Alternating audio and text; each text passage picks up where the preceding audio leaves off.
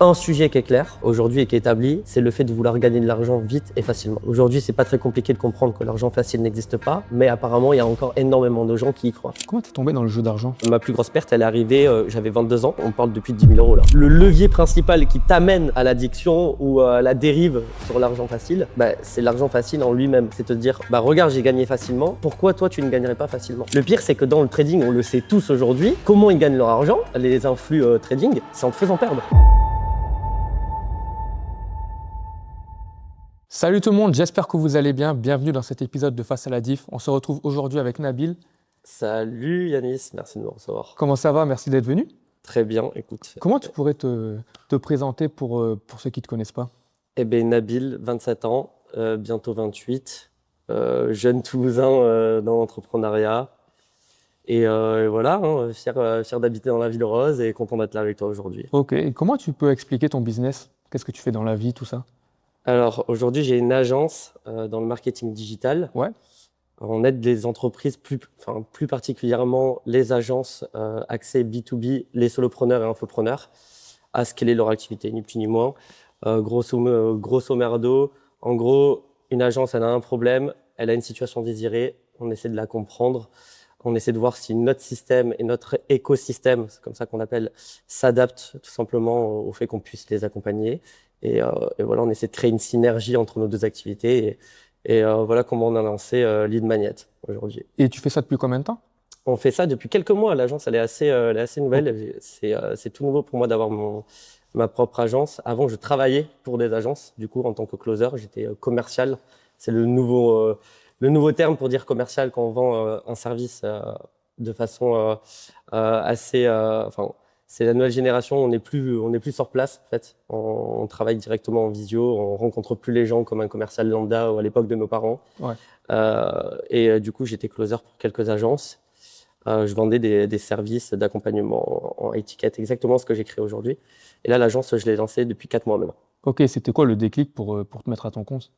Le déclic pour me mettre à mon compte, alors j'étais déjà à mon compte, Ouais. puisque je ne travaillais pas directement pour une agence, j'étais freelance, donc j'avais mon statut auto-entrepreneur.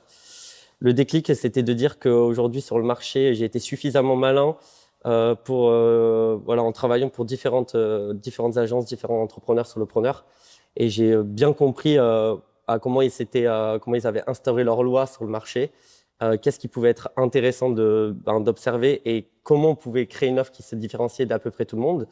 Et aujourd'hui, j'ai créé un système d'agence qui, après diverses enquêtes qu'on a fait, études de marché, n'existe pas encore sur le marché français. Ouais. On est assez novateur sur ça. On est la première agence 360 degrés sur l'acquisition de leads. En fait, on étudie tous les systèmes prédictiles d'ordre général pour pouvoir faire de l'acquisition, ni plus ni moins. C'est-à-dire concrètement, aujourd'hui, on observe différents leviers pour savoir qu'est-ce qui va s'adapter le mieux à ton agence ou toi en tant qu'entrepreneur pour avoir de l'acquisition en termes de clients, en tant que prospect dans un premier temps, donc ça devient tes clients. Et la plupart des infopreneurs, solopreneurs aujourd'hui, ils ont une offre qui est plutôt axée avec un seul levier. Nous, on en active énormément, on t'accompagne et on essaie de voir lequel est le plus prédictible ou lesquels sont les plus prédictibles, de manière à avoir un système qui est 100% automatisé. Ok, Pour d'accord. le moment, il n'y a pas grand monde qui fait ça. Ouais, ça tue, c'est nouveau. C'est assez novateur et je l'ai observé juste en travaillant pour diverses agences en tant que closer, en vendant des services assez nichés. Et en fait, j'ai pris tous mes contacts, je leur ai proposé de devenir partenaire avec moi, de travailler entre guillemets en marque blanche aujourd'hui. Et c'est comme ça qu'on a créé Lead Magnet. On prétend être la première agence 360 degrés sur l'acquisition aujourd'hui en France et on est très content de ce que c'est en train de devenir. D'accord, très bien, ça tue. Yes. Et là, on va parler. Tu m'as dit que tu avais un lien avec les jeux d'argent. Comment tu es tombé dans le jeu d'argent? Ouais, ça, c'est une partie de ma vie avant d'en arriver là aujourd'hui en tant que pseudo-entrepreneur. J'ai un passé assez dark. Le jeu d'argent, c'est ce qui a permis mon addiction au jeu et la nouvelle personne que je suis devenue aujourd'hui. Ça a été une vraie étape dans ma vie. Je me fais toujours suivre, d'ailleurs, médicalement. Ah ouais, carrément. Aujourd'hui, j'ai un suivi dans un centre d'addictologie à Toulouse, c'est bien réel, avec un suivi psy quotidien tous les mois. Le jeu d'argent, j'y suis tombé à 18 ans. Et puis moi, à l'âge légal où tu peux commencer à jouer. Et puis même précisément, encore pire, le jour de mes 18 ans. Ah, J'ai même le souvenir exact de quand est-ce que c'est arrivé. C'est le jour où j'ai eu mes 18 ans. Le lendemain, je suis allé dans un casino. Il faut savoir que quand tu as 18 ans, le premier jour de tes 18 ans, tu peux pas aller au casino. Il faut que tu aies 18 ans un jour. ok. Donc, je suis carrément allé me faire recal au casino parce que je ne le savais même pas. Pour pouvoir y aller dès le lendemain, j'avais qu'une seule hâte. Je ne sais pas pourquoi, c'était la hype dans mon groupe de potes. C'était de dire il faut aller au casino, vous avez 18 ans, il faut voir ce que c'est. Alors, je pense que c'est une des pires erreurs de ma vie. Ah, toi, c'était carrément le casino, c'était pas les paris sportifs ou. Ah ben dans un premier temps, faisant les choses dans l'ordre, c'était le casino. Ouais, C'est-à-dire que j'avais pas du tout découvert le monde des paris sportifs. J'ai découvert le monde du casino à 18 ans. J'y ai foutu un pied et c'est franchement une des plus grandes erreurs que j'ai fait dans ma vie, puisque j'étais vraiment à personnalité vraiment assujettie à tomber dans une addiction, puisque j'étais assez boosté à la dopamine constamment et c'était vraiment le truc, c'était sûr, qui allait me faire devenir accro. Moi, je pouvais pas m'en rendre compte. Mais si on avait pris du recul dans mon comportement, on aurait pu peut-être anticiper la chute énorme. En fait, je suis tombé addict très vite. Tu y vas une fois, tu as aimé, tu as commencé à gagner, pas encore à perdre. Tes potes, ils ont 18 ans, tout le monde s'inscrit sur les sites de paris sportifs. Tu commences à parier en bureau de tabac, en ligne. On va au casino quasiment tous les week-ends faire la fête, boire des coups. Et petit à petit, c'est une machinerie qui se met en place. et tu te rappelles de ta plus grosse perte? Ouais, ouais, je me rappelle de ma plus grosse perte. Elle est pas arrivée vite. C'est ça qui est terrible. C'est comme ça en fait que l'addiction vraiment elle se forge. Moi j'ai commencé à y aller parce que c'était un loisir, mais ça a été vraiment un vrai complément de revenu. Ce qui est fou, c'est Ouais. dingue de dire ça. C'est que pendant quelques années, j'ai pas perdu d'argent au casino, pas du tout. Et les paris sportifs, pareil. J'étais même plutôt bon en pronos, ce qui est assez fou. Je pariais pas sur énormément de matchs, mais je suis un fervent amateur de sport. Je regardais énormément de rugby, de foot, etc. Et donc, du coup, ma passion faisait que je m'y connaissais au niveau des équipes Ouais. et que j'arrivais à pas trop mal me démerder en paris. Mais ma plus grosse perte, elle est arrivée, j'avais 22 ans. Il y a un contexte aussi. Je sortais d'une dépression qui était assez dramatique dans ma vie. On en parlera après, puisque j'avais un métier de rêve que j'ai pas pu faire au final, et ça m'avait quand même beaucoup affecté. Et ma plus grosse perte, ouais, je m'en souviens, on parle de plus de 10 000 euros là. Ah ouais, quand même. Ouais, ouais. Plus de 10 000 euros en un week-end, Ah ouais, ça va chaud. quand même assez vite. Ouais, ouais. Et c'est au casino. Encore une fois, c'est pas Ouais. au pari sportif pour le coup. C'était au casino. Plus de 10 000 euros en un week-end. Je pense que j'ai dû claquer 4 000 euros un soir, 5 ou 6 000 le lendemain pour essayer de rattraper mes pertes. Ce qui est le gros problème des Ouais, joueurs. c'est que tu veux toujours rattraper après. Le problème des joueurs, il est là. C'est tu perds et tu as envie de rattraper ce que tu as perdu Ouais. le lendemain et le surlendemain et le surlendemain jusqu'à que tu n'aies plus d'argent et jusqu'à que tu tombes dans une machinerie qui est terrible. C'est celle d'aller emprunter de l'argent aux gens. Ça commence par ta famille, tes proches, tes amis. Et voilà, tu te crées des dettes infernales. Ça peut te mettre dans une machinerie terrible. Et je suis carrément tombé dedans. Ouais, et c'est à partir de quel moment que Pieds tu joints. sais que tu es hors de contrôle? Bah, c'est à partir de ce moment-là. Tu es hors de contrôle à partir du moment où vraiment tu as mis les deux pieds dedans, hein, vraiment, où tu sais plus quoi faire. En fait, tu as tout testé pour assoiffer ton désir de jeu. C'est-à-dire, on va jusqu'à épuiser ses propres économies, emprunter de l'argent et être criblé de dettes. C'est là où j'ai perdu le contrôle, c'est à partir du moment où en fait, je n'avais plus aucune solution pour pallier à mon addiction. C'est comme quelqu'un qui se drogue, hein, c'est la même Ouais. chose. Moi, j'étais drogué au jeu d'argent. Mais tu étais addict au gain ou plutôt au jeu, à l'ambiance du casino? C'est les deux. En vrai, c'est ça qui est fou. Un vrai joueur, je pense j'ai regardé énormément de reportages sur les addictions au jeu pour essayer de savoir quel personnage j'étais dedans, à quelle place je me situais, selon moi. Et en fait, je pense que de base, c'est l'ambiance. Tu commences à gagner de l'argent, donc du coup, c'est de l'argent qui te rend addict. Ah, ça te hype, je pense. Ouais. C'est une addiction à l'argent. Et cette addiction à l'argent, elle émerge de l'addiction au jeu en lui-même. C'est une dopamine, le fait de jouer aux cartes. De base, quand tu as un jeton de 500 euros, tu sais pas ce que ça représente 500 euros Ouais. en ce moment-là. Oui, t'as pas 500 euros en cash. Si tu viens de Ouais. gagner 1000 euros avant parce que tu as pesé 2 fois ton jeton et que tu as remporté 2 mises et que tu remises 500 euros, tu es dans une sphère qui fait que tu n'as même plus la valeur de l'argent. Ouais, elle est biaisée, la valeur, du coup. Ouais. Complètement, à 100%. Et donc, du coup, de base, tu es boosté par une certaine dopamine. Et cette dopamine-là, du jeu, elle se transforme à la dopamine, de l'argent, parce que finalement, le casino gagne toujours, on le sait très bien. Ouais. Donc, tu commences à perdre. Et quand tu commences à perdre, en fait, tu es addict juste à récupérer ton argent, quoi qu'il arrive, et essayer de te refaire. C'est ce fameux syndrome qui rend les joueurs complètement fous et qui te met dans une machinerie infernale. Voilà. Il est là le problème. Ouais. Le problème de base, c'est l'addiction à la dopamine, à l'argent, enfin au jeu, qui se transforme en une addiction à l'argent. Ouais, il y a une certaine adrénaline aussi, du coup, tu es peut-être accro au fait d'avoir du risque aussi, je pense. Ah ouais, t'es accro à l'adrénaline. Je sais pas si on est accro à l'adrénaline. Si, quelque part, si, on adore stimuler notre cerveau quand on est joueur. T'as l'adrénaline du jeu de te dire est-ce que je vais gagner, est-ce que je vais perdre. Mais ça, encore une fois, ça se rapporte pas directement à l'argent. À l'adrénaline de vouloir à tout prix gagner de l'argent. C'est l'adrénaline de vouloir gagner tout court. Ouais. C'est ça qui est fou. À tel point que tu en oublies que tu mises ton propre argent. Ça se transforme vraiment dans cette sphère-là. Hein. C'est assez dingue. Hein. On plonge dans un truc qui devient complètement inimaginable. Si on n'est pas dedans et qu'on n'est pas dans ce truc d'addiction au jeu, on ne peut pas s'en rendre compte. Si tu es un joueur lambda et que tu vas de temps en temps au casino, une fois par an ou 2 fois par an, tu joues, tu viens avec 20 € de budget, 50 € de budget, tu as gagné, tu es content, tu as perdu, bon, mais tant pis, tu savais à quoi t'attendre. Donc, t'es pas dans cette, tu peux pas ressentir les sensations qu'un vrai joueur addict, je pense. Ouais. Je pense qu'il faut complètement distinguer un joueur occasionnel, voire très occasionnel, à un joueur récurrent. Le cerveau d'un joueur récurrent ne fonctionne pas du tout comme un joueur occasionnel. Absolument pas, mais pas du tout de la même manière. Et quand tu es récurrent, si tu touches par exemple 5 000 un soir que tu es en bénéf, tu peux pas te dire c'est bon, j'arrête, je suis en bénéfice, j'ai plus besoin de revenir. En vrai, c'est ce qui va différencier, encore une fois, quelqu'un qui est addict à l'argent et quelqu'un qui est addict au jeu.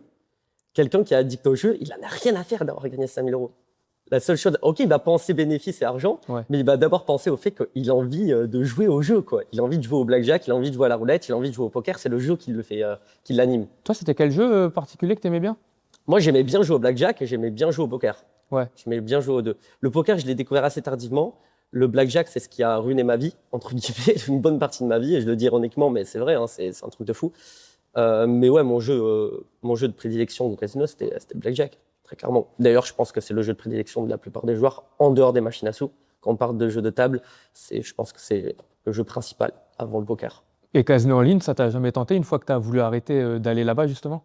Casino en ligne, j'y suis forcément tombé dedans, Ouais. je t'en doute bien. Il fallait toujours être à l'affût de la moindre mode. Donc, comme tu fréquentes les casinos, tu fréquentes par conséquent des joueurs. Quand tu es dans ton pic de dopamine, quand tu vas fumer ta clope, tu vas fumer avec d'autres joueurs, donc tu vas discuter, tu vas entamer des discussions. Et c'est là que cette machinerie infernale, elle se met en place. Tu vois des mecs qui sont sur leur téléphone, même quand ils fument une clope, ils sont en train de jouer en ligne. Donc tu te dis, c'est quoi ce truc, etc. Tu es confronté aux réseaux sociaux, tu sais, avec la nouvelle émergence des joueurs de casino en ligne qui sont arrivés sur les plateformes de stream. Il y en a pas mal, ouais. C'est une catastrophe. Du coup, en fait, les jeunes, comme moi à l'époque, et même encore aujourd'hui, ils sont stimulés par cette vie illusoire de gagner des gains astronomiques et ces jeux qui sont toujours plus addictifs, donc ils ont envie de s'inscrire, hein, tout simplement. Ils se disent, bon, à quoi bon aller au casino si je peux rester chez moi avec mes potes et lancer une roulette en ligne avec quelqu'un qui est réel mais derrière mon ordi. J'ai pas besoin d'aller au casino pour essayer de gagner de l'argent ou pallier à ma soif de jeu, en fait. Pas besoin de se déplacer, tu l'as à portée de main. Bien évidemment que je suis tombé dedans. Et toi, tu es contre cette promotion qu'ils font les influenceurs ? Il y en a qui rentabilisent leur achat, par exemple, avec l'application en ligne. T'aimes pas ça, toi ? Alors, je suis complètement contre, à partir du moment où, quand on connaît la législation française et qu'on sait à quel point les jeux, aujourd'hui, les publicités autour des jeux, elles sont hyper encadrées. D'ailleurs, pour info, c'est quelque chose sur lequel je me documente très fréquemment. Là, il y a une nouvelle loi qui est sortie où même les brokers français, donc Betclic, Winamax, Unibet, etc., qu'on connaît tous, où il y a des sportifs qui font de la promotion, etc., sur ces plateformes de jeux en ligne, ils sont taxés maintenant sur la pub. Encore plus. Ils sont retaxés parce que on se rend compte que c'est un problème de santé publique. Pour moi, c'est un scandale qu'il y ait de la pub d'ordre général sur le jeu. Donc, ça l'est d'autant plus quand elle touche les influenceurs. Les influenceurs, aujourd'hui, c'est ce qu'il y a de plus près de la jeunesse. Ouais. Malheureusement, c'est comme ça. Fort heureusement pour certains, malheureusement pour certains aussi. C'est une catastrophe puisqu'on est tous stimulés par les réseaux sociaux. Tout le monde scrolle aujourd'hui. Et donc, tu es d'autant plus sujet à tomber sur quelqu'un et une vidéo de quelqu'un qui présente un jeu en ligne qui a 15 ans quoi, en arrière. Puisqu'aujourd'hui, tu scrolles et t'as le mec qui va te dire ouais, clique dans ma bio aujourd'hui. on va parier tant et on va se payer tel truc. Il y en a un qui est hyper connu sur ça, qui s'appelle La Menace. Ouais, je vois très bien. Truc Ouais. de fou. La Menace, son lifestyle de base, il est assez axé humoristique. Il est drôle, hein, ce mec. Hein. Enfin, moi, je le trouvais drôle, même si ses vidéos, elles sont un peu décalées, des fois, elles sont un peu abusées. Puis après, on s'est apparemment, je crois qu'il s'est reconverti dans l'OFM, ce qui est assez fou. Genre, il faisait de la gestion de compte OnlyFans. Bon, chacun roule sa bosse comme il veut, Ouais, chacun ouais. a son business. J'ai envie de te dire, qu'il soit éthique ou pas, bon, je suis pas là pour porter un jugement dessus. Du moins, aujourd'hui, c'est pas le sujet. Mais il s'est reconverti dans le casino. Et encore une fois, il a trouvé la meilleure technique ever pour attirer les jeunes. C'est un concept qui sort du commun. Aujourd'hui, son concept, il est simple, c'est de dire, il va dans un magasin, il s'achète une fringue, il s'achète une pâtisserie, ça peut être n'importe quoi. Et il a appelé ce concept survivre en pariant. Ouais, je connais, ouais. Et le mec, quoi, il va s'acheter, il en a fait une à Toulouse de vidéos d'ailleurs. Ouais, au Il a rugby. fait au rugby, ouais. Ouais, ouais. Il va s'acheter un ballon de rugby à la boutique du stade et il choque même enfin, moi, ce qui me fait halluciner, c'est à quel point il choque les vendeurs, quoi. Des fois, les gens, ils sont en mode, mais qu'est-ce qu'il me Et il raconte? sort un ordi portable. Il sort son ordi ou son téléphone, il dit, bon, ben voilà, on va rentabiliser mon achat avec une partie de blackjack ou un autre truc, hein, ça peut être n'importe quoi. Ça me fait rire parce que c'est fou d'avoir pensé à ce concept. Et les mecs, ils sont en mode, et voilà, 250 €, enfin, qu'importe le montant. Ça m'a coûté 0 €, on a rentabilisé, on se retrouve demain, c'était La Menace. Et si toi aussi tu veux profiter de tant d'euros offerts et créer ton compte sur la plateforme, tu vois, clique en bio. Après, lui, c'est noble parce qu'il montre ses pertes aussi. Il montre quand il perd, par exemple. Mais pas du tout.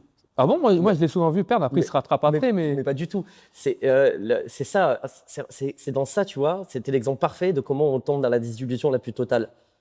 Il montre quand il perd en live, si au moment de tourner la vidéo, il gagne pas, bon, mais il va essayer 2-3 fois de surenchérir, de doubler. C'est une martingale, c'est comme ça qu'on l'appelle le jeu. Tu perds une fois, tu mets 2 fois ce que tu as misé pour récupérer ta perte, mais quand même avoir un gain. Voilà. C'est ce qu'il fait. C'est arrivé que rarement il perd en live pour montrer en mode OK, on peut perdre au jeu d'argent, ça marche pas tout le temps. Mais en fait, le gars, s'il jouait toute la journée au casino comme un joueur normal, en fait, en fait, s'il faut, il perd quotidiennement, on le sait pas. Et qui te dit que quand il tourne une vidéo, il te dit, bah, tu vois bien, sa vidéo, elle est cut. Ouais. Qui te dit en fait qu'il n'a pas tenté 20 parties de blackjack avec le mec en direct avant de gagner. Ouais, ça, j'avais pas pensé. Jamais, tu vois. Ouais, ça, j'avais pas pensé. On le saura absolument jamais. Donc, quand bien même qu'il gagne ou qu'il perde, il n'est pas là le problème. Le problème, c'est la machinerie qui est mise en place qui est folle. C'est de dire, ce mec, il a mis dans la tête de certaines personnes qu'on peut survivre en pariant. Je ne sais pas si tu vois le délire, quoi. Ouais, Et ces vidéos, elles font des milliers de vues. Si elles font des milliers de vues, c'est qu'il y a forcément des milliers de personnes qui s'inscrivent. Et là, on ne voit pas la machinerie infernale qu'il y a derrière, encore une fois. Tu verras que j'aime bien utiliser ce mot machinerie infernale, finalement. C'est que quelqu'un qui va cliquer dans sa bio, qui va s'inscrire avec son lien, c'est de l'affiliation.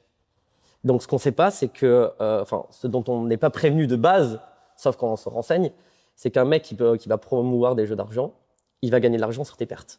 Automatiquement, quand tu vas créer un compte affilié à son compte, ton compte va être relié au sien. Et le broker de jeu, en l'occurrence, là, c'est un broker, c'est un des plus gros casinos en ligne, on peut dire le nom, hein, c'est Stake, il est très connu. Tu as des stars énormes qui jouent dessus. J'ai un compte sur Stake, j'en ai eu un, donc je peux te le dire, je suis tombé carrément dans ce truc. Et d'ailleurs, j'ai dû gaver un très, très, très gros des jeux d'argent, du coup, parce que je me suis inscrit en affiliation aussi. En gros, tu cliques et dès que tu perds de l'argent, le broker de jeu reverse un pourcentage de cet argent. Ok, mais quand tu perds trop, il te bloque pas ton compte, il n'y a rien? Zéro limite. Ok. Zéro limite, pourquoi? Parce que, encore une fois, la machinerie infernale du casino en ligne, déjà, il faut savoir qu'en France, c'est interdit. Donc, tu ne peux pas jouer au casino en ligne en France. C'est illégal. Donc, il faut utiliser un VPN. Tu peux créer un compte avec une identité française, ce qui paraît fou, mais tu n'as pas le droit de jouer en France. Ok. C'est assez dingue. Hein, Ouais. Donc, quand tu vas sur Stake, que tu actives ton VPN, que tu t'inscris, tu peux t'inscrire avec un compte français. D'ailleurs, tu dois vérifier ton identité passer un certain niveau de jeu. Et il te vérifie sans problème avec un compte français. Tout en te disant, tout en étant prévenu, toi, en tant que joueur, que c'est illégal le casino en ligne en France. Ça veut dire quoi, ça, concrètement, Yannis, si le casino en ligne il est illégal en France? Est-ce que tu comprends la machinerie, encore une fois, qu'il y a derrière? Est-ce que tu arrives à anticiper le problème que ça peut créer, ça? Mais ça va forcer les gens à prendre des VPN, à se cacher. Ouais, alors ça les force à se cacher, mais le gros problème derrière, c'est que si toi, tu as un problème avec la plateforme de jeu, Ah, en France, t'es pas aidé. Tu peux rien faire. Je te donne un exemple. Les casinos, ils ont bon dos à te prendre ton argent. Oui. Tu perds. Mais si tu gagnes un énorme gain au jeu et qu'il y en a un qui n'a pas envie de te payer, mais tu peux pas te Ah, tu veux pas te retourner. retourner. Ah, c'est vrai, ouais. Tu peux pas te retourner contre lui. En France, je t'inviterai à regarder, ça arrive. Il y a énormément de personnes qui se sont retournées contre Winamax, etc. Il y a eu des gros scandales de jeux d'argent. Des personnes qui se sont retrouvées bloquées, qui ne pouvaient pas retirer leur gain, voire même encore pire. J'étais tombé sur une vidéo de fou. Un mec avait gagné une somme astronomique. Il faisait que demander, réclamer le fait de retirer son gain. Il était vachement stimulé par le jeu. Au final, il a jamais pu il pouvait pas le retirer. On faisait que retarder la date de retrait. Au final, il a joué cet argent, il l'a perdu. Il a pas eu. Il l'a perdu. Ah, Il a rejoué, il l'a perdu. Oh, purée. Parce qu'en fait, il s'est fait prendre dans la machinerie infernale d'un mec qui parlait avec lui de la plateforme de jeu en lui disant « T'inquiète, on va bientôt pouvoir te faire retirer ton argent, mais t'es sûr que tu veux vraiment tout retirer, etc. » Comme le mec était addict au jeu, il a rejoué tout l'oseille et il a perdu. Après. Mais ça, en France, tu peux te retourner. Aujourd'hui, Winamax, ils ont plein de procès, BetClick, etc. Ils ont été attaqués par plein de personnes qui ne pouvaient pas retirer leur argent ou qui se retrouvaient bloqués sur des paris, etc. Parce que soit tu es un trop bon joueur en France, tu gagnes trop d'argent, du coup on t'empêche de parier, soit tu en as gagné une fois trop et on peut aussi t'empêcher de le retirer. Ça arrive. Par contre, tu peux poursuivre BetClick, Winamax devant les tribunaux français. Stake, tu ne peux pas les poursuivre.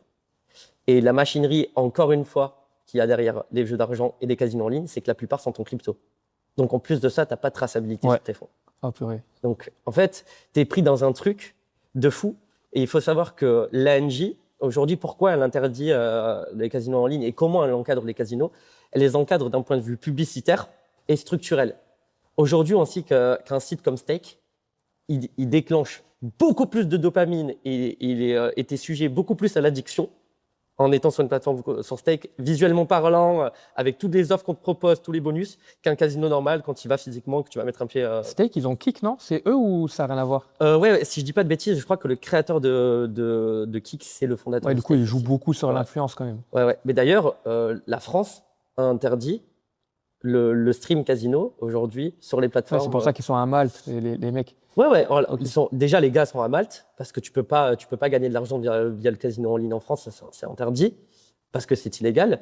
Mais on a interdit les plateformes comme Kick ou Twitch de diffuser du casino en ligne sur le territoire français. Par exemple, tu es un streamer français, tu ne peux pas visualiser du contenu de casino en ligne en France. C'est interdit. Ça aussi, on l'a interdit. Mais à force de tellement de moyens, enfin, c'est un truc de fou. Donc, le fardeau auquel fait face l'Autorité nationale des jeux en France aujourd'hui, c'est d'arriver à réguler ces plateformes sur lesquelles des gens comme moi ont réussi à s'inscrire et à devenir complètement addicts. Et ça entraîne toutes les conséquences désastreuses qu'il y a derrière. Parce que là, moi, je te parle normalement, ça va bien, mais il faut voir le dégât que ça a été dans ma vie encore quelques mois en arrière. Hein. C'est un truc de fou. Et suite à cette addiction, tu as rebondi comment, du coup? J'ai rebondi comment? Je pense que j'ai rebondi parce que j'ai pas eu le choix de rebondir. Déjà, j'ai été condamné par les tribunaux français. Okay. Au moins, qu'on se le dise clairement. J'ai été condamné parce que je devais de l'argent à des gens. Que j'ai été condamné pour abus de confiance en France. Parce que comme je te disais tout à l'heure, dans ma machinerie infernale à la quête d'argent pour assoiffer en fait, le fait que j'avais envie de jouer, etc. constamment, j'ai été criblé de dettes, j'ai emprunté de l'argent aux gens et surtout j'ai fait miroiter à des gens le fait qu'en me confiant de l'argent, ils allaient en gagner plus derrière. En réalité, personne n'était au courant de mon addiction au jeu. En fait, cet argent que je récupérais, je le dépensais au jeu d'argent. Et finalement, j'ai jamais pu rembourser qui que ce soit. Je me suis fait condamner par le tribunal judiciaire de Toulouse, hein, quand même, pour abus de confiance, à rembourser ces gens-là. J'ai copié d'une peine de prison avec sursis. Donc, il faut voir quand même le dégât. J'ai un casier judiciaire, enfin, c'est un truc de fou. Et aujourd'hui, je suis condamné par la justice à rembourser ces gens et à les dédommager. C'est ça. Ça a été le frein, ça a été un gros frein, déjà, à dire le jeu d'argent, c'est stop. Là, il faut arrêter. Le deuxième frein, c'est ma famille. C'est logique. Ouais.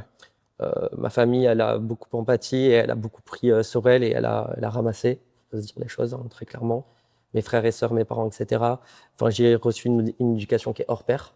Vraiment, j'étais pas du tout sujet à tomber dans le jeu d'argent. Quand on voit les conditions de vie exceptionnelles que j'ai, je le reconnais vraiment, même privilégié, plus que privilégié même. Et pourtant, j'ai causé du tort à ma famille sur des trucs de fou. quand tu dois de l'argent, et que tu réponds pas parce que, etc., tu veux te cacher, etc., c'est ta famille qui empathie, qui reçoit des gens à qui tu dois de l'argent. Enfin, je vais t'épargner les détails, mais c'est un enfer sans nom. Et ça a été un truc de plus pour dire, en fait, il faut arrêter. Là, je me suis pourri la vie à moi, je ne vais pas pourrir la vie de mes proches. Et je l'ai clairement pourri ces dernières années. Et le gros travail que j'ai à faire aujourd'hui sur ma guérison, c'est guérir mon addiction au jeu, bien évidemment, mais c'est réparer aussi le tort que j'ai causé à ma famille et à mes amis. Alors je dis ma famille, c'est mon entourage. Hein. C'est tout le monde qui a empathie, qui a pris, hein, qui a même ramassé, pour dire les choses. Et donc, comment tu rebondis et comment tu t'en rends compte, c'est ça. Quand bien même, mes parents, ils m'ont jamais lâché, faut dire les choses. Ils m'ont toujours soutenu. Ils se sont vraiment rendus compte que j'avais une addiction et on a fait les recherches pour que je me fasse aider. Je me fais aider aujourd'hui au XAPA Maurice Did, ça s'appelle, à l'hôpital de la Grave. Paradoxalement, c'est assez drôle, entre guillemets, parce que c'est l'hôpital là où je suis né. Donc, je reviens à la vie, quelque part, en me faisant aider, en me faisant soigner là-bas. Je parle de soins au-delà de l'aide, parce que je pense que c'est vraiment un soin que je reçois aujourd'hui. Ça va au-delà d'une séance de psy. C'est vraiment un travail quotidien avec un vrai suivi. De toute façon, aux yeux de la justice, encore une fois, je suis condamné et on me l'impose, ce suivi. Ce qui est paradoxal, c'est qu'il y a eu 2 ans entre le moment où j'ai été prévenu que j'allais avoir un procès et le jour de mon procès. Pendant ces 2 ans, j'avais déjà commencé ma thérapie pour l'addiction. Ok. Donc en fait, ce que j'avais déjà mis en place, ça a été bénéfique. Et la justice me l'a quand même imposé après. Donc en fait, j'ai juste continué à me faire accompagner, à me faire soigner encore aujourd'hui, jusqu'à la période finale de mon sursis, et jusqu'à qu'on juge que ça soit nécessaire, que je me fasse soigner, du moins accompagner. Et du coup, là, tu es sur la bonne voie. Là, oui, je suis sur la bonne voie, j'espère. Okay. J'espère. En fait, c'est ça qui est fou, c'est que j'ai encore un regard ultra biaisé sur ma personne. Le gros travail que je fais aujourd'hui, c'est d'essayer de revenir à la source de comment j'ai pu tomber dans cette machinerie d'addiction. C'est ça qui est dingue. Comment aujourd'hui, avec moi, Nabil, avec la situation que j'ai, l'enfance que j'ai eue, les fréquentations que j'ai eues, comment aujourd'hui j'ai pu, en fait, terrasser ma vie, vraiment, tout gâcher pour l'addiction au jeu. Là, encore une fois, j'ai monté ma structure. Ça fait 2 ans que je commence à peu près retrouver ou essayer de retrouver une vie à peu près normale. Et encore une fois, même il y a 1 an, je n'avais pas forcément une vie très normale. Mais c'est très compliqué. Donc, te dire que ça va mieux, que je suis guéri, etc., pas du tout. 100% que non. Que j'ai plus la soif de jeu comme avant, 100% que oui. Par contre, que j'ai besoin de me faire suivre et continuer de me faire accompagner, ça c'est clair. Je suis incapable de te dire aujourd'hui, je suis remonté à la source sûre, je sais pourquoi je suis addict au jeu et je sais que je suis guéri. Pas du tout, parce que je suis encore en train d'être dessus. Donc ça va mieux. J'ai une vie plus normale, plus saine, mais c'est en partie dû au fait que je me fais accompagner. 100%. Ok. Voilà. Et pour en arriver au deuxième thème, quand on s'est eu au téléphone, tu m'as dit que tu avais un certain lien, enfin pas un lien, mais un certain point de vue par rapport aux scammers, aux influenceurs qu'on appelle influ-voleurs aussi pour certains. Ouais. Quand tu développes du coup des techniques pour avoir de l'argent, tu scammes des gens. Ah, ils promettent beaucoup d'argent facile. Oui. Et moi, j'ai même utilisé certaines de ces techniques pour avoir de l'argent. Je me suis fait avoir en regardant des gens, etc. J'ai utilisé ces mêmes biais pour avoir d'autres personnes. Ce qui est terrible, hein, dit comme ça paraît fou.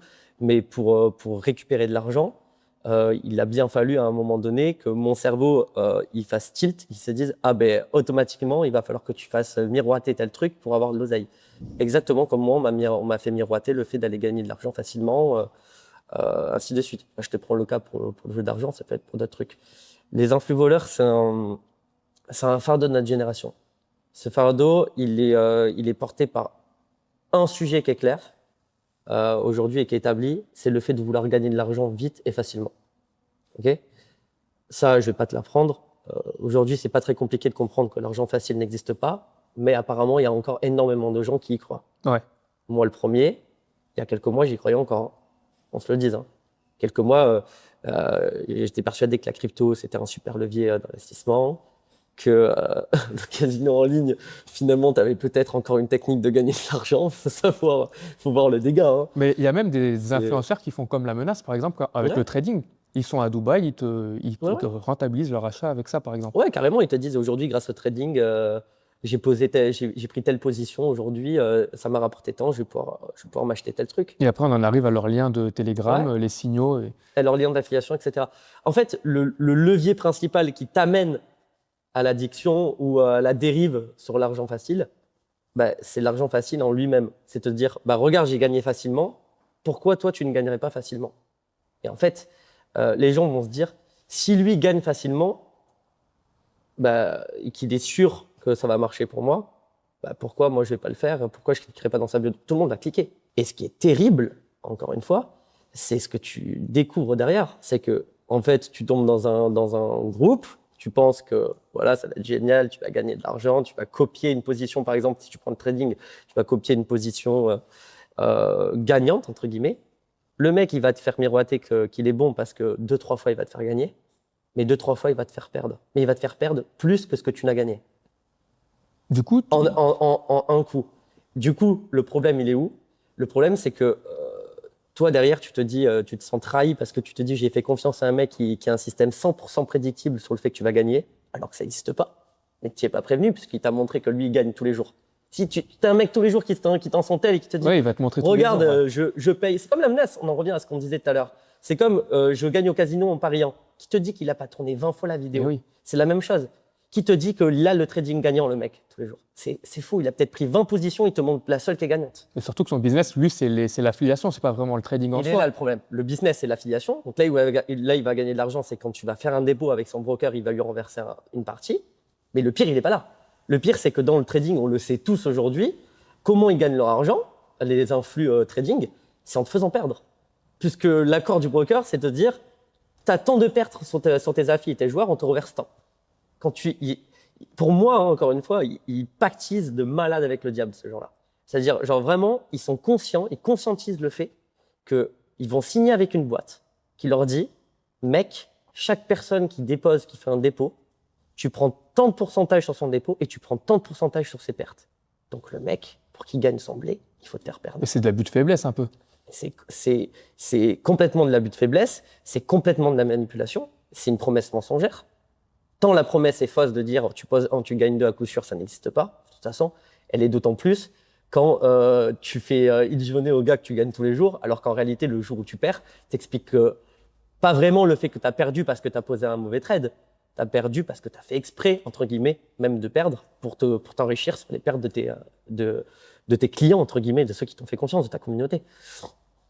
C'est la même chose pour le casino, c'est la même chose pour plein de trucs. J'ai un profond respect, par exemple, pour David Lafarge Pokémon, je pense que tu le connais.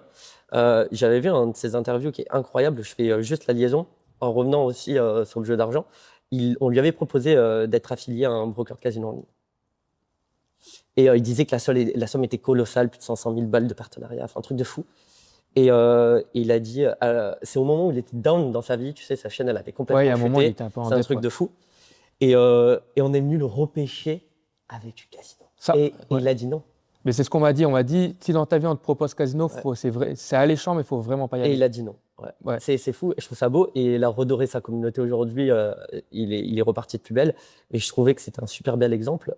C'est un des gars qui aurait pu affaiblir sa communauté à travers sa notoriété en faisant de l'affiliation casino avec des gains astronomiques. Et il l'a pas fait. Ouais, il aurait pu se gaver avec ce truc parce que Voilà. ça gagne vraiment. Et le nouveau Ouais. truc illusoire aussi, je fais une parenthèse, Gianni, c'est intéressant, c'est, tu sais, la social proof.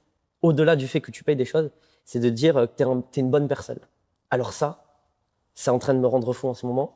T'en as un gros streamer casino français qui est en train de bien se faire voir en ce moment sur les réseaux, Je crois que je vois. tu vois, en faisant des streams en live et en donnant de l'oseille aux gens. Je l'ai vu. Ils sont précaires, tu sais. Il leur dit, il fait des vidéos en mode t'inquiète, ça vient du cœur, etc. C'est certainement profondément une bonne personne. Il l'a certainement fait avec énormément de bienveillance.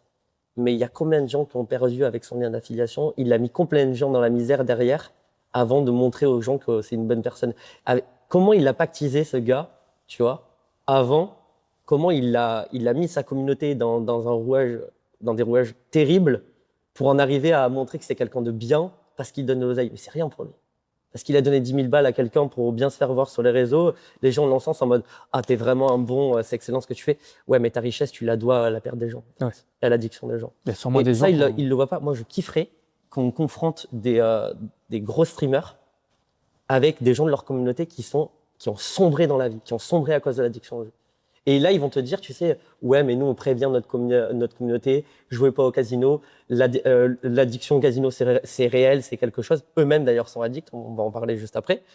La plupart des streamers sont aussi fous des jeux d'argent, mais ils vont te dire, on prévient tout le monde sur nos bannières que le casino est né. Pourquoi tu mets un lien d'affiliation? Si tu préviens les gens que tu vas être bienveillant, finalement, toi, tu es payé par le casino en ligne, c'est ce que tu dis. Tu déposes même ton propre argent, tu joues avec ton argent, tu gagnes de l'argent. Si tu t'en sors très bien comme ça, pourquoi tu mets un lien d'affiliation? Si c'est pas ça qui te fait gagner ta vie en réalité. Parce que c'est l'affiliation, leur truc principal en soi. Parce que c'est l'affiliation qui les fait vivre. Donc le mec, en fait, c'est un bon parce qu'il redonne de l'argent qu'il a entre guillemets récupéré de gens qui ont perdu, en mode tiens, je vais t'aider à sortir de ta vie misérable à travers la vie misérable de quelqu'un d'autre. Ouais. Parce que c'est vraiment ça. C'est comme la crypto. Les gens qui pensent que, tu sais, moi j'adore la phrase de mon père qui est folle sur ça. Il m'a donné une vision de dingue. Il m'a dit la crypto, ça repose sur rien, ça crée zéro valeur ajoutée. C'est 100% vrai. La crypto, même des projets crypto fondés avec des jetons qui sont émis sur la base d'un projet ou la fluctuation d'un projet économique, en réalité, c'est de la spéculation. Ça ne repose sur rien, ça crée zéro valeur ajoutée aujourd'hui, la crypto-monnaie. Tu peux prendre Éric Larchevêque, les plus grands qui sont dans la crypto française aujourd'hui, qui arrivent à nous prouver aujourd'hui, qui me prouvent que la crypto, ça crée de la valeur ajoutée. Ça n'en crée pas. C'est de la spéculation simple et pure. D'accord? Eh bien, c'est quelque part exactement la même chose. C'est-à-dire que quoi qu'il arrive, tu peux fonder ton idée qu'il y a quelque chose qui va marcher, tu vas t'enrichir parce que le marché grandit ou qu'il y a plein de gens qui veulent acheter de la crypto, etc. Ça repose sur zéro valeur ajoutée. C'est la même chose pour l'affiliation, le casino, pour la bourse, pour certains actifs boursiers du moins. S'il y a des gens qui gagnent, il y a des gens qui perdent. Elle est là. Le fondement total de ce que je voulais dire, la conclusion, c'est ça. C'est la crypto, s'il y a des gens qui s'enrichissent en crypto, c'est qu'il y en a un qui ont perdu de l'argent. Okay? C'est le principe même de la spéculation. C'est la même chose pour l'affiliation. Si le mec gagne de l'argent, c'est sur le dos d'un c'est parce qu'il y en a qui ont perdu de l'argent. Ouais. Donc quand notre bon ami streamer français, il donne 10 000 balles pour faire le beau sur les réseaux en disant « Tiens ma grande, change ta vie, t'es dans la précarité, je fais un beau geste », en fait, il donne de l'argent de quelqu'un qui en a perdu et qui est potentiellement dans la même précarité que cette même personne qui vient d'aider. Et surtout que ce qu'il a fait, ça va inciter des gens à mettre ses économies dans lui. Il va se dire c'est une bonne personne, il va me faire gagner. Exactement, c'est encore une image pour dire regardez ce qu'on arrive à faire avec le casino en ligne, on est des bonnes personnes, etc. Alors, je ne pense pas que le message visé, ça soit ça. Le message final, c'est de dire on n'est pas des enfoirés, on gagne de l'argent, on en gagne beaucoup, on est quand même capable d'en donner. Le fond n'est pas mauvais, si tu veux. J'ai habité à Malte pendant 6 mois, j'en ai croisé plus d'un en soirée. Ils sont très gentils, ils sont énormément généreux. J'ai rien à dire. Tu t'arrives dans une boîte de nuit, tu rentres dans un carré VIP, tu le connais ni l'Adam ni Dev, tu es invité parce que tu es l'ami d'un tel, etc. Et tu te fais rincer ta soirée de A à Z. C'est exceptionnel, très bien. Mais si tu as un minimum d'éthique, le lendemain, tu te réveilles dans ton lit, tu te dis waouh, je viens de me mettre une soirée monumentale aux frais d'un mec qui a bousillé sa vie au jeu d'argent.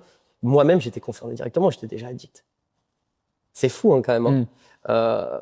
Et ça, ça fait partie aussi de l'aspect psychologique que tu ne peux pas calculer.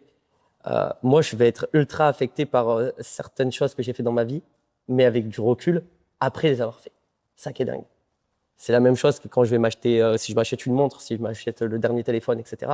Je vais dire, mec, tu viens de dépenser 1 500 € dans un tel, et on est encore en France aujourd'hui avec des gens qui dorment dehors et qui n'arrivent même pas à se nourrir convenablement, tu vois. Qui sautent des repas, voire qui connaissent la famine réelle en France, tu vois. Et pourtant, j'ai aucune culpabilité à mettre 1000 balles dans un téléphone. Et derrière, je vais me dire, putain, pourquoi j'ai acheté le dernier iPhone, tu vois.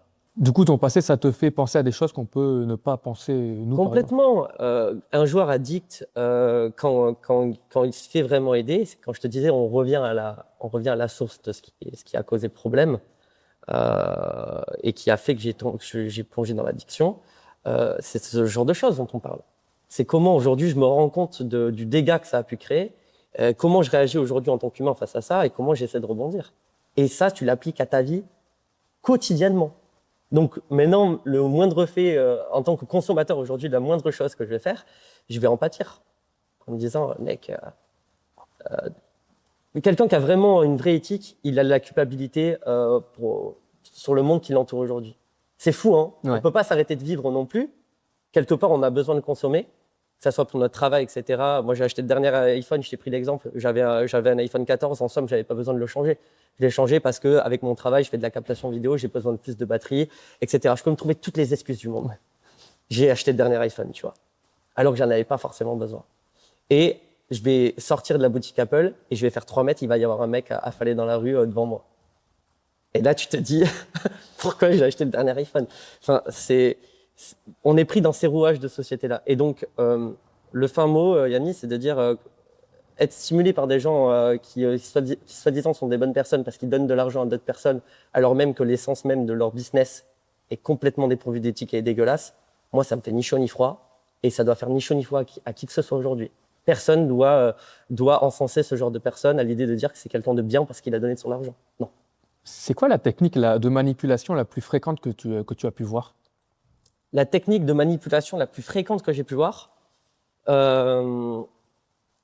c'est vraiment te dire, c'est assez drôle comme question, c'est te faire empathir sur ta situation actuelle si t'achètes pas ça ou si tu consommes pas tel truc, ta situation elle va pas changer quoi qu'il arrive. Il y en a, ils parlent hyper cru en plus, du coup ça. 100%. Ouais. Je suis closer dans ma vie et quand on apprend le métier de closer, comme je t'ai dit, on apprend vraiment la différence entre la persuasion et la manipulation. Persuader quelqu'un d'eux ou l'accompagner à prendre une décision, ok, ça n'a rien à voir avec manipuler quelqu'un. Ok. Aujourd'hui, la manipulation en tant que telle, la technique la plus réelle et celle qu'on constate le plus, c'est les gens qui vont te dire si aujourd'hui, je me répète, si aujourd'hui tu consommes pas tel truc, tu vas pas évoluer dans la vie. Si aujourd'hui tu vas pas à la salle de sport, tu vas crever demain. Et ils le disent pas comme ça en plus. Ouais, non mais tu vois, genre tu bouffes pas du collagène ou tu prends pas de la prot, tu vas mal dormir. Douche froide le matin. Douche froide le matin. Il faut aller courir, il faut faire du journaling, il faut avoir un moment de spiritualité dans sa journée. Si tu veux être un entrepreneur à succès, il faut avoir une routine d'entrepreneur à succès. Non, il y a jamais quelqu'un qui a mieux réussi qu'un autre parce qu'il prenait une douche froide le matin. Bah, ça n'a aucun rapport. Ouais. Ça n'a aucun rapport avec peut-être pour le corps c'est bien, mais ça. Ouais. C'est peut-être bon pour le corps, mais c'est pas parce que tu vas pas prendre une douche le matin froide que tu vas pas être efficace dans ta journée ou que tu vas l'être moins que la personne qui l'a pris. Ça dépend des capacités physiques de chacun, ça dépend de la capacité intellectuelle de chacun. Enfin, ça dépend d'énormément de facteurs qui ne se quantifient pas au simple fait de prendre une simple douche ou d'aller faire 10 minutes de running ou 10 minutes de pensée positive. Je ne sais quoi. Désolé de rire ironiquement, mais ça me fait péter les plombs quoi, quand je vois plein de vidéos comme ça. Donc, ouais, ça, pour moi, ça veut rien dire. Voilà. Et concrètement, ces techniques-là, on les voit quotidiennement. Les jeunes, ils sont parasités. Alors, je dis les jeunes, j'en suis encore, j'ai à peine 27. Comme je te l'ai dit, je vais avoir 28. On est tous parasités par ce truc de il faut avoir une routine à succès, le mindset gagnant. Il faut être focal sur une vie qui est acharnée au travail, 5 ans de travail pour 40 ans de liberté. Mais ils te font croire que si t'es pas comme eux, t'es entre guillemets une merde. J'en suis pas si sûr. C'est ce qu'ils disent sur les réseaux. 5 ans de travail pour 40 ans de liberté, j'en suis pas si sûr. Non, je te dis la vérité, pour avoir côtoyé des gros entrepreneurs aujourd'hui, avoir travaillé avec certains, travailler avec des influenceurs, etc. Je suis un gros bosseur, j'en suis devenu un gros, j'en étais pas un du tout, un énorme flemmard avant. J'ai des semaines qui avoisinent 40 heures de travail, même plus des fois, à faire de la visio, énormément enfermé chez moi, etc. Donc oui, je bosse, mais je m'octroie du temps pour moi, etc., pour mes proches. Je me permets de vivre sans être 100% focus sur mon travail, ne penser qu'au travail toute la journée, parce que c'est pas le mindset gagnant du tout. Je pense pas que quelqu'un qui va vivre 5 ans en se pétant le cerveau jour et nuit, il sera plus heureux dans 30 ans parce que parce qu'il aura tout automatisé dans sa vie et que ça ira mieux. Je pense que le travail, c'est une source d'énergie et c'est une source de vie pour se sentir bien dans la vie, mais à une dose raisonnable. Voilà. Si tu arrives toujours à avoir vraiment une activité physique régulière, à prendre le temps d'avoir un temps de break où tu prends soin de toi, tu fais des activités extra travail, tu vois, aller au cinéma, aller se promener, faire du sport, aller voir tes proches, voyager, et qu'à côté, tu as un bon rythme de travail qui est convenable, qui te permet d'atteindre tes objectifs, d'avoir une bonne rentabilité et de vivre convenablement. Il est là le mindset gagnant. C'est pas la douche froide à 5 heures du matin et le fait de travailler 60 heures par semaine. Tu penses que trop de discipline tue la discipline? Complètement. 100%. J'en ai un très bon exemple, mon père, 100%. Mon père, c'est quelqu'un de discipliné, mais pas de trop discipliné. Il a inculqué à ses enfants la valeur du travail, je pense, la valeur de l'argent. Alors moi, j'ai dérivé à ce niveau-là, vraisemblablement, mais je comprends beaucoup mieux aujourd'hui ce qu'il a voulu me dire plus jeune. Et surtout, c'est un homme qui est ultra inspirant, justement, sur sa discipline de vie et sur le fait d'être heureux, sinon. Ça, c'est incroyable. Mon daron, c'est le mec, il va se lever à 8 heures. Il est retraité aujourd'hui. Hein.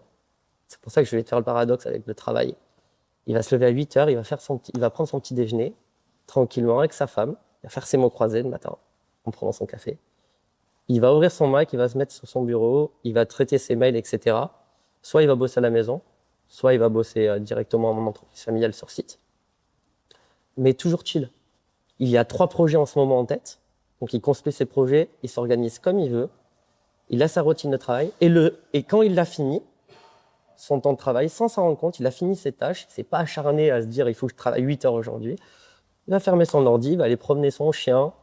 Il va faire une activité avec ma mère, il va appeler ses enfants. On fait des travaux en ce moment à mon appartement. Il va venir à mon appartement voir ce qui se passe, etc. Il va appeler un ami. Il va appeler ses proches en Algérie, puisqu'il est natif algérien, mon père. J'en sais rien. Il va prendre du temps pour lui. Il n'a jamais cessé de travailler de sa vie. Il est à la retraite depuis plus de 5 ans. Et pourtant, il travaille tous les jours, constamment, sans être acharné, avec sa discipline à lui. Il est ultra efficace au travail. Et il est heureux. Avec une vie simple, pas du tout avec un mindset de fou furieux. 35 ans de boîte, 35 ans de bilan positif, c'est simple. Mon père, il n'a jamais perdu d'oseille de sa vie dans son business. En plus de 35 ans de boîte, il a toujours craché de l'oseille. C'est-à-dire, il a la culture de la marge. Il a toujours gagné de l'argent, ça a toujours été un super entrepreneur. Il n'a jamais fait la course à l'oseille en termes d'objectifs quantifiables, en disant il faut que je gagne tant. Si je gagne pas tant, je suis naze. Il a dit il faut que je gagne tant pour vivre convenablement, ok. Et il faut qu'il y ait tant dans mes boîtes, normalement, pour qu'elles tournent et que je puisse les transmettre à mes enfants, etc. Ou avoir un outil de travail qui perdure dans le temps. Il n'a jamais été focus sur une somme définie, que ça soit d'un point de vue personnel ou professionnel, à tout prix à atteindre pour être bien vu des autres, pour être un succès, etc. Et ça, je pense que c'est ce qu'il a essayé de nous inculquer. Et c'est dû à sa discipline. Et pourtant, il n'a jamais été comme Yomi Denzel qu'on voit à la télé qui te dit je suis passé d'étudiant fauché en entrepreneur à succès parce que quelque part j'ai eu une routine de vie drastique. Ouais, mon père, il est arrivé d'Algérie à 7 ans. Il a été élevé par des jésuites dans un internat chrétien alors qu'il était musulman. Il dormait, il se douchait à l'eau froide. Il dormait dans des dortoirs de 40 lits, même pendant les vacances scolaires, il restait seul. Son père venait pas le chercher. Il a eu une vie de fou malade. Il s'est éduqué, il s'est élevé avec la valeur des choses, la valeur de l'argent et du travail. C'est ce qu'il a transmis dans sa vision entrepreneuriale. Et franchement, c'est le plus beau don qu'il fait aujourd'hui à ses enfants. C'est justement cette discipline de vie. Et qui, pour autant, n'est pas la discipline de vie à succès que nous donnent les gens. Pourtant, il a réussi dans la vie. Et du coup, pour toi, tu penses qu'il faut savoir se dépolluer de tout ce qu'on voit sur les réseaux sociaux? 100%. C'est même pas se dépolluer, c'est prendre du recul. Il y a des choses qui sont complètement loufoques. Et si on n'en parle pas entre nous, ou avec nos proches, etc., d'ordre général, des fois, c'est comme ça qu'on tombe dans ce truc les gros phénomènes de mode ou les gros trucs addictifs, parce qu'on ne se rend pas compte que il y a certains faits et phénomènes qui arrivent sur les réseaux qui ne sont pas normaux aujourd'hui. J'aime bien faire le rapprochement avec le film Idiocratie. Tu as vu le film Idiocratie? Je ne l'ai pas vu, non. Franchement, ce qui est fou, c'est que Idiocratie, si tu regardes le film et que tu regardes les trucs qui sont hallucinants dans le film, tu les retrouves de plus en plus dans la société d'aujourd'hui. C'est un truc de dingue, mais des trucs de fou. Par exemple, dernièrement, je regarde un reportage hyper intéressant sur l'industrie du tabac.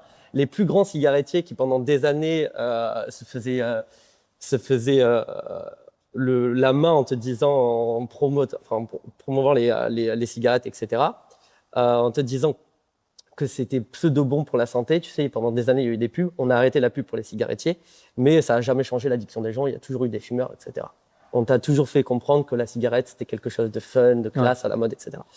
Ces mêmes cigarettiers, aujourd'hui, sont en train de te dire, des années plus tard, qu'il faut arrêter de la cigarette et il faut fumer la cigarette électronique, la puff. Leur angle marketing, c'est de dire la cigarette, eux-mêmes, en étant encore en train d'en vendre, c'est de la merde, fumez de la puff. En gros, tu vas juste dans une autre addiction, en fait. Exactement. Pas une addiction à une autre, parce qu'on va avoir la subtilité de te dire que c'est pourri. OK ? Et ça, aujourd'hui, on l'a vu sur les réseaux sociaux, les pubs pour Blur, etc., toutes les pubs de cigarettes électroniques. Et la puff, c'est devenu un phénomène mondial à la mode. Comme ça. Ils rendent ça cool. Comme ça, en mode, c'est pas nocif pour la santé, c'est cool. Tu avais des jeunes qui arrivaient à 12 piges au collège avec une puff goût fraise. Tout allait bien, tu vois. Ouais. Je te donne un autre exemple qui va vous faire rire. Le Sniffy. Tu te souviens du Sniffy ? J'en vois partout, c'est quoi ? Je connais pas du tout ce que c'est. Le Sniffy, c'était un truc de fou. Ah, le Sniffy avec le truc. Le Sniffy, c'était genre littéralement le dérivé chocolaté, goût fraise, qu'importe, de la cocaïne, sans que ça soit de la drogue, où en gros on mettait dans la main des gosses de la poudre à sniffer. Et du coup, ils ont le geste de sniffer de la coque. Non, mais on a banalisé, on a vendu en bureau de tabac, ça me rend dingue, encore une fois, cette histoire, de la poudre à sniffer, et on a démocratisé ce truc comme étant quelque chose de normal. C'est dingue, ouais. Quand on sait des dérives qu'il y a aujourd'hui assez rapidement auprès des adolescents ou des futurs adultes qui sont tentés à l'idée de toucher de la cocaïne et la consommation qui n'a jamais été en baisse de la coque en France, on a sensibilisé des jeunes à sniffer de la poudre sucrée, tu vois. Et on a trouvé ça normal. Bon, l'État, heureusement, a vite agi, a interdit ce truc à la con assez rapidement, mais on a quand même sorti ce truc, quoi, en France. Faut pas l'oublier. Là, je t'ai pris 2 exemples à la con. La puff, ça peut être plein d'autres choses. Aujourd'hui, si tu prends pas un minimum de recul sur ce qui émerge sur les réseaux sociaux, d'un point de vue marketing, publicitaire, etc., tu deviens fou. On est en train de devenir une génération de débiles mentaux. Et franchement, quand je te fais le rapprochement avec Idiocratie, c'est carrément ça. Il y a une pub dans Idiocratie qui dit, à un moment donné, t'as un fumeur sur un 4x3 qui défile et qui fait si vous fumez pas des tarlitons, vous êtes con, tu vois. Bah franchement, c'est limite. Désolé, j'exagère, mais c'est limite les pubs pour les puffs, quoi. Ouais. Allez, moi, je discutais avec mes petits neveux, etc. Enfin, mes petits cousins, pardon. Genre, tu fumais pas de la puff, t'étais pas un mec cool, quoi. T'étais un naze parce que tu fumais pas la puff. Mais ils ont rendu ça à la mode, ils en vendent partout sur Snapchat, ils mettent des motifs dessus, il y a un putain de marketing derrière ça. Il y a un marketing de fou malade. L'angle de marketing est fou.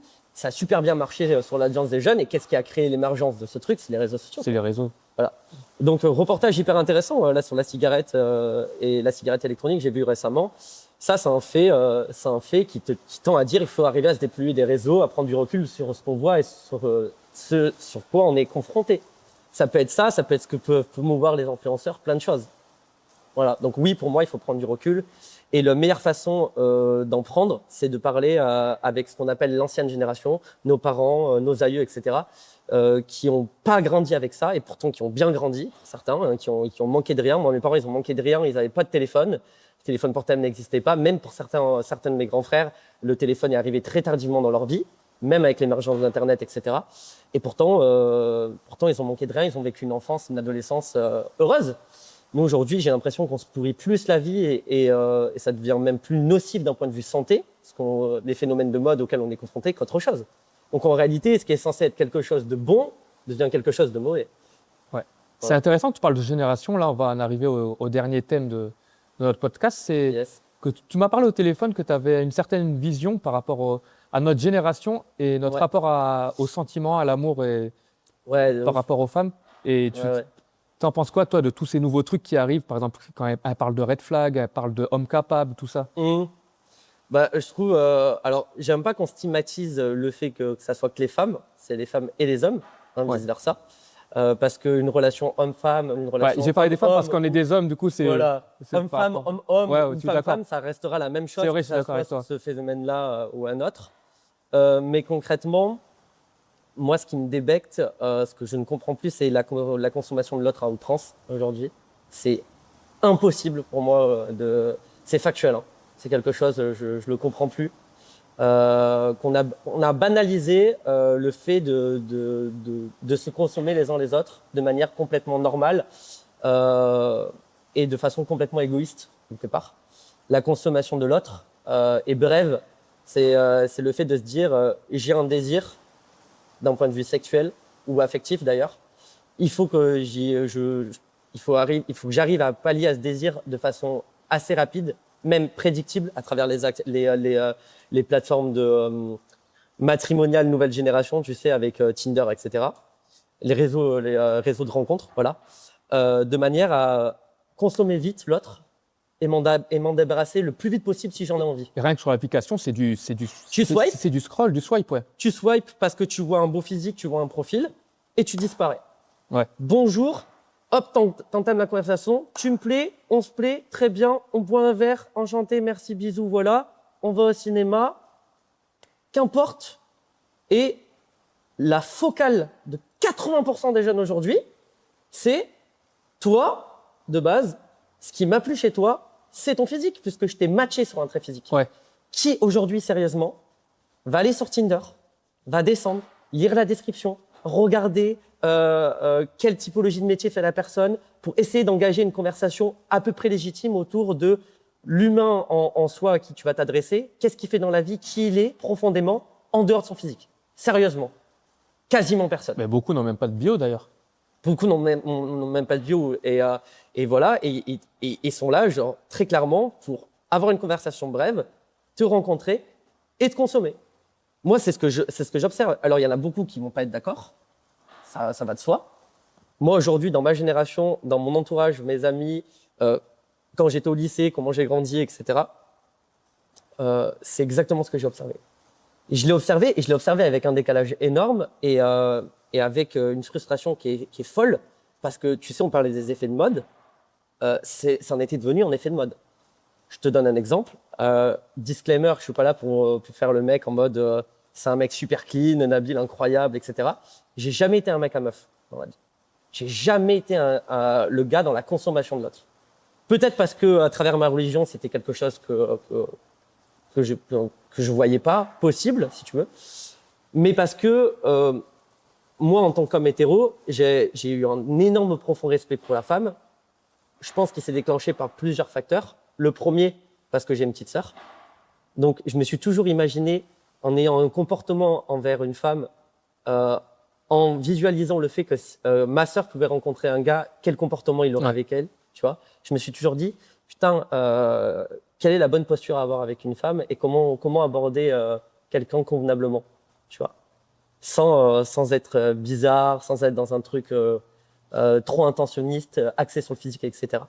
Et du coup, naturellement, ce qui a joué en ma faveur dans mes relations sociales, avant qu'elles soient peut-être amoureuses pour certaines, c'est que déjà, j'ai eu énormément d'amis filles, en plus d'avoir une sœur, comme je te l'ai dit.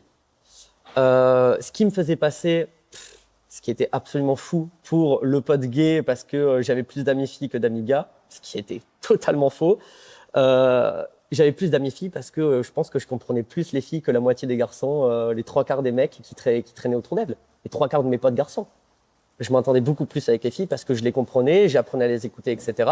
Que certaines, la plupart même, étaient intéressantes et que j'étais pas 100% intéressé par un trait physique ou que j'étais pas dans l'attirance et la consommation de l'autre. Je traînais pas avec des femmes pour pouvoir en consommer.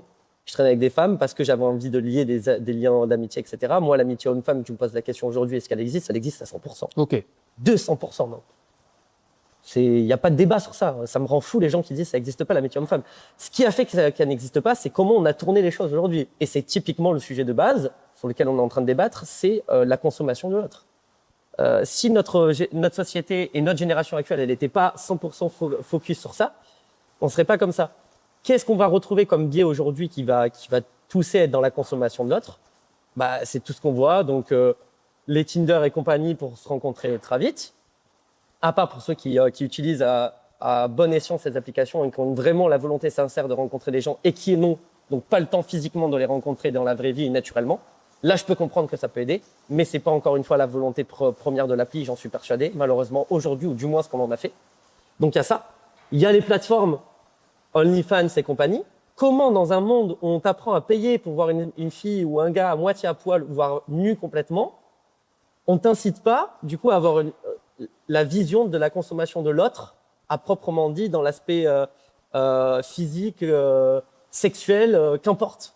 C'est un levier majeur, encore une fois, pour continuer à attendre dans ce problème de société, le fait de, ce qu'on kiffe, c'est la beauté physique d'un corps, etc., et la consommation de ces derniers. C'est pas l'humain en lui-même. Ouais, c'est déplorable. Aujourd'hui, il y a plein de gens que je pense qui se sentent seuls comme moi. Aujourd'hui, je suis célibataire dans un problème qui est réel, c'est que j'arrive pas à trouver à la fois quelqu'un avec qui je vais avoir des conversations intéressantes, avec qui je vais essayer de m'élever, même assez vite.